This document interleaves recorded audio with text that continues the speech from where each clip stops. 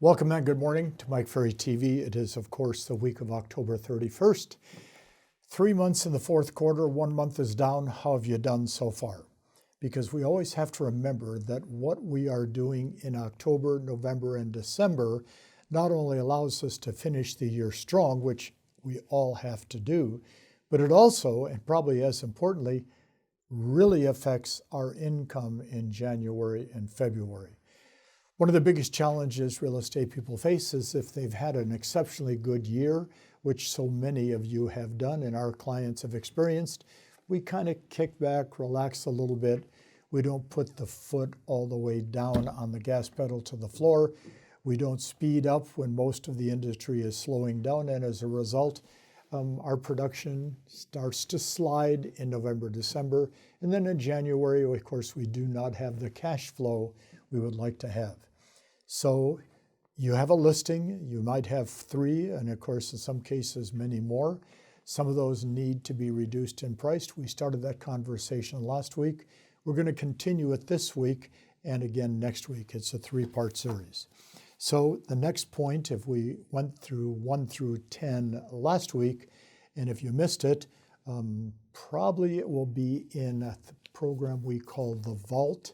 Look at our list of services, look for The Vault, and then go find that last week's presentation.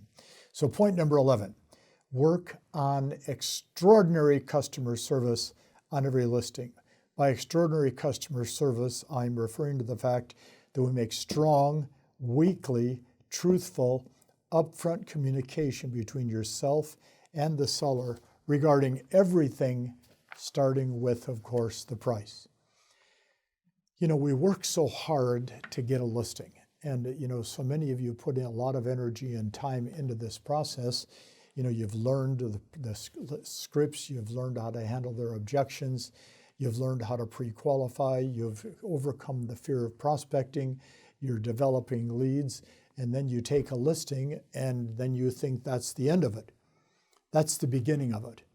Because in today's market, that's just the beginning of a very, sometimes, painful process if that listing is not priced properly. So let's go back to looking at point 11, customer service, keeping them informed, being honest and truthful, doing it every week, every month. Upfront communication between yourself and that seller is vitally important to long-term listing sold, and in many cases, getting that price reduction. Point number 12, 30 days into every listing, go back and do a complete reintroduction of the pre-qualifying process, looking again for their motivation to sell. A seller could be discouraged after 30, 45 days. They're not getting a lot of showings, they're not getting any offers. They're thinking, of course, January, February, March, April of 2022, when the market was going like this. This is now going into November of 2022. The market is flattened out dramatically. They don't recognize that their motivation might have changed. Maybe they had looked at a particular property to buy. That property is still sitting. Theirs hasn't sold. They're getting discouraged about moving. Go back and pre-qualify every seller. Ask all the questions again and simply say, I just want to make sure I'm doing the right thing for you. Let me take you through these questions once again with your job to really key in on their motivation. Point number 13, we have to learn as quickly as possible the seller's net bottom line sales price that they would take. And, one agent said to me one day, well, this is a fantasy conversation with the seller. I said, maybe. So, Mr. and Mrs. Seller, we're listed at $596,000 right now today. We've dropped the price from $645,000 to this price we have at this point. If somebody brought an offer that was acceptable to you, and I'm not going to go out and advertise this and promote this, what is the net bottom price you would take for this home today if an offer came in? So let's say they say to you, well, we would take $575,000. That's better than $595,000. So now at least we know that when an offer does come in and it comes in at say $550, we know where we are in terms of a net bottom line price.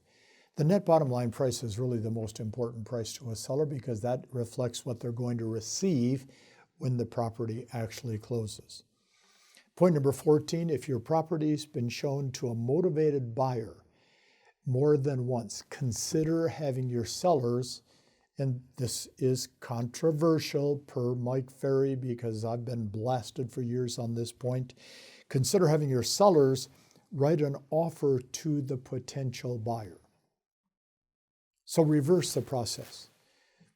We take a listing, it goes into MLS, we do our marketing, it's shown a couple times, we would hope that a buyer makes an offer. But a buyer has looked at the property once with their agent, you've talked to their agent, the buyer seems very interested, they're hesitant to make an offer because of price, etc. I know the seller's net bottom line price that they will take. I consider talking to my seller and saying, would we consider writing an offer to the buyer to have them buy the house? So we're reversing the process. This was done a lot in 2009, 10, 11, 12, 13, early 14. It was a very common practice. And here we are in 2020 looking at doing that same thing, 2022, doing that same thing again. So if it's being shown and no offers come in to from a potential buyer, consider having your seller write an offer to the buyer. Point 15, whether it be email, voicemail, notify the top 25 to 30 agents in your marketplace. And you can resource this through your MLS and then send them a note with a copy of your listing saying, this is the benefits of you're selling this home.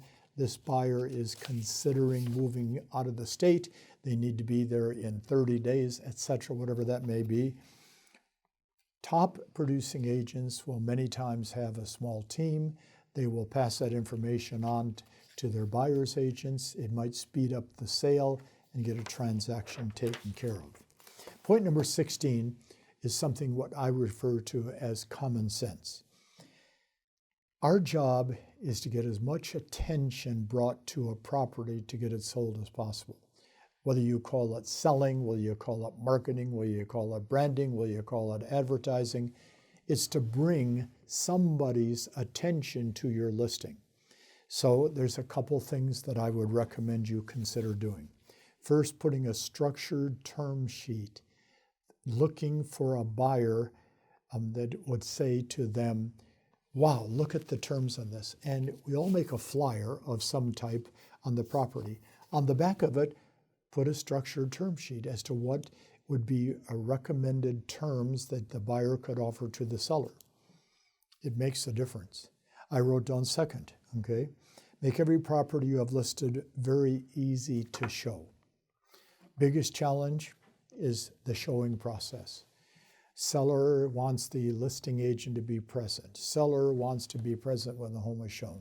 I can only show the property, between 1 o'clock and 4 o'clock. You got to remove the restrictions in a highly competitive market that we're involved in today. And you can say to your seller, the more restrictions that you put on the showing process, the less showings are going to be done, because an agent working with a motivated buyer is going to show the properties that are the easiest to show. I wrote down third, consider asking your seller to offer some buyer concessions to trigger an offer. These concessions could be anything from paying down the interest rates to maybe making 3 to 6 months of their payments to start. We've seen sellers pay off a buyer's credit card so they can qualify with a lender. Watch, consider concessions, everything from painting to get the house looking better to having the carpet cleaned. Number 17, within a week or 10 days of taking a listing, contact every prospect and every lead that you have and ask them if they would be interested in buying your listing, or do they have a referral for that listing. Contact every past client, everybody in your database. Remember, the word exposure is what makes a listing sell. Next point, number 18, follow up on every showing that takes place through a competitive buyer's agent to get their concerns, their remarks, make a note of them, and if necessary, take them back to the seller to help them understand what has to be done to get the listing sold. The next point is something that I have been saying for years, and I started reintroducing it about 3 months ago to our coaching clients. Consider developing a simple listing evaluation form. Okay, you have 2 listings. Write down the name, the address of the property. Write down on a scale from 1 to 10 the seller's motivation. If it's a 3, we have a problem. If it's an 8, we have a much better opportunity. On a scale from 1 to 10, write down the condition of the home. Then write down the price versus what price you think it should be listed for. And then rate the showing process on a scale from 1 to 10. Is it easy to show, hard to show? And then take the evaluation and sit down with your seller and say, this is what I'm seeing and this is what I'm evaluating. How much is it getting in the way? And then the last point, which I have said for many years, and we've been through so many of these markets in the time that I've been in real estate. I've been doing this now for 47 and a half years and been in real estate since I was 18, and I'm 77, so what is that? 58, 59 years I've been in real estate. Consider, to get your listing sold, getting a conventional appraisal done on the property that the seller would pay for. Do it on any listing that has been sitting for a while, because that appraisal many times will come in at a totally different price than what they want. And that could be the conflict in keeping from getting it sold, and it could be the key point in getting them to understand what has to be done. Okay, it is the first part of November.